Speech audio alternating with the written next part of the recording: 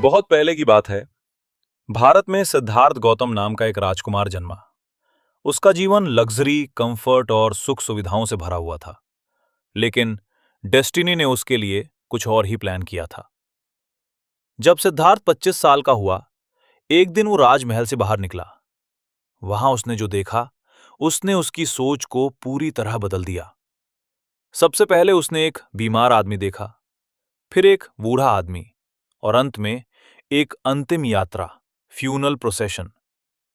उस पल सिद्धार्थ को एहसास हुआ कि दुख, बुढ़ापा और मृत्यु से कोई भी इंसान नहीं बच सकता। यही सोच उसके मन में डीप बैठ गई। उसने राजमहल, परिवार और ऐशो आराम सब कुछ छोड़ दिया और सत्य और ज्ञान की खोज में निकल पड़ा। कई वर्षों की कठिन तपस्या के बाद सिद्धार्थ ने बोधि वृक्ष के नीचे ध्यान किया। यहीं उसे बोध ज्ञान, एनलाइटनमेंट प्राप्त हुआ। इसके बाद वो गौतम बुद्ध कहलाए। ज्ञान प्राप्त करने के बाद बुद्ध ने अपना पहला उपदेश बनारस के पास सारनाथ में दिया। इस उपदेश का मुख्य संदेश था कि मानव जीवन दुखों से भरा है और मृत्यु निश्चित है। इसी समय कहानी में एक दर्द भरा मोड़ आता है। एक मां थी, किसा गौतमी।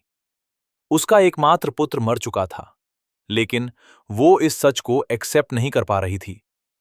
वो अपने मरे हुए बेटे को गोद में लेकर हर घर जाकर दवा मांग रही थी। लोग उसे समझाते रहे कि उसका बेटा अब इस दुनिया में नहीं है, लेकिन गहरे शोक के कारण उसकी समझ काम नहीं कर रही थी। अंत में किसी ने उससे कहा, बुद्ध के पास जाओ, शायद वही तुम्हारे दुख का सलूशन बता सकें।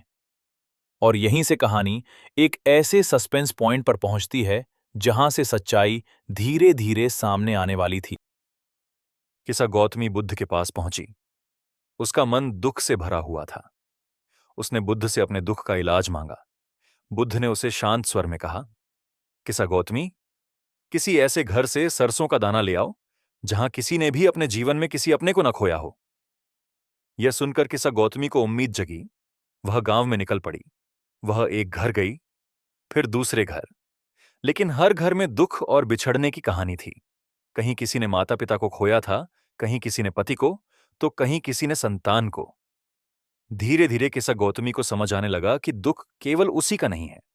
मृत्यु इस संसार का एक सार्वभौमिक सत्य है। वह खाली हाथ बुद्ध के पास वापस लौटी। इस बार उसके चेहरे पर शांति थी। बुद्ध ने कहा, मनुष्यों का जीवन क्षणभंगुर है। जो जन्मा है उसकी मृत्यु निश्चित है। जो इस सत्य को स्वीकार कर लेता है वही सच्ची शांति प्राप्त करता है। किसा गौतमी ने जीवन का सत्य समझ लिया।